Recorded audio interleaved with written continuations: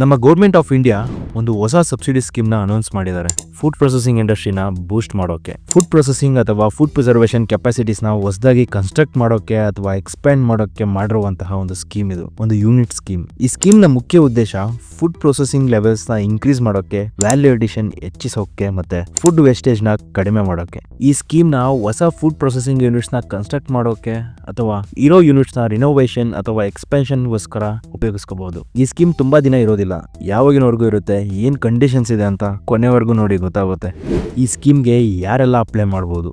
Central ಅಥವಾ state public sector units, PSUs ಅಂತಾರೆ, joint ventures, FPOs, self help groups, NGOs, ಸಹಕಾರ ಸಂಘಗಳು, ಅದೇ ಕೋಆಪರೇಟಿವ್ಸ್, ಪ್ರೈವೇಟ್ ಲಿಮಿಟೆಡ್ ಕಂಪನಿಗಳು, ಪ್ರೊಪ್ರೈಟರ್ಶಿಪ್ ಕಂಪನಿಗಳು, ಇವರೆಲ್ಲ ಅಪ್ಲೈ ಮಾಡಬಹುದು. ಈ ಸ್ಕೀಮ್ ನ ಕಂಡೀಷನ್ಸ್ ಏನು ಅಂದ್ರೆ, ನಿಮ್ಮ ಟೋಟಲ್ ಪ್ರಾಜೆಕ್ಟ್ ಕಾಸ್ಟ್ ಅಲ್ಲಿ 35% ಸಬ್ಸಿಡಿ ಸಿಗುತ್ತೆ. ಅದು ಮ್ಯಾಕ್ಸಿಮಮ್ 5 ಕೋಟಿವರೆಗೂ ಮಾತ್ರ. ನಿಮ್ಮ ಪ್ರಾಜೆಕ್ಟ್ ಕಾಸ್ಟ್ ಕನಿಷ್ಠ 3 ಕೋಟಿ ಅಥವಾ ಅದಕ್ಕಿಂತ ಹೆಚ್ಚಾಗಿರಬೇಕು. ಇದನ್ನ ಅಪ್ಲೈ ಮಾಡೋಕೆ ಲಾಸ್ಟ್ ಡೇಟ್ 28 ಮಾರ್ಚ್ 2025. ಈ ಸ್ಕ್ರೀನ್ ಮೇಲೆ ಕಾಣ್ತಿರುವ ಎಲ್ಲಾ ಪ್ರಾಜೆಕ್ಟ್ಸ್ ಈ ಸಬ್ಸಿಡಿ ಸ್ಕೀಮ್ಗೆ ಎಲಿಜಿಬಲ್ ಇರ್ತವೆ. ಹೊಸ ಸ್ಟಾರ್ಟ್ಅಪ್ ಗಳಿಗೆ ಮತ್ತೆ ಫುಡ್ ಪ್ರೊಸೆಸಿಂಗ್ ಕಂಪನಿಗಳಿಗೆ ಇದೊಂದು ಒಳ್ಳೆ ಆಪರ್ಚುನಿಟಿ ಅಂತಾನೆ ಹೇಳ್ಬೋದು. ಅರ್ಜಿ ಸಲ್ಲಿಸುವ ಸಂಸ್ಥೆಗಳು ಕನಿಷ್ಠ 60 ಅಂಕಗಳನ್ನು ಪಡೆದಿರಬೇಕು. ಅರ್ಜಿದಾರರು ಬ್ಯಾಂಕಿನಿಂದ ಲೋನ್ ಸ್ಯಾಂಕ್ಷನ್ ತಗೋಬೇಕು, ಬ್ಯಾಂಕ್ ನ ಅಪ್ರೈಸಲ್ ರಿಪೋರ್ಟ್ ನ ಸಬ್ಮಿಟ್ ಮಾಡಬೇಕು. ಈ ರೀತಿ ತುಂಬಾ ಮಾಡೋದಿದೆ, ಆದ್ರೆ ನಮ್ಮ ಹತ್ರ ತುಂಬಾ ಟೈಮ್ ಇಲ್ಲ.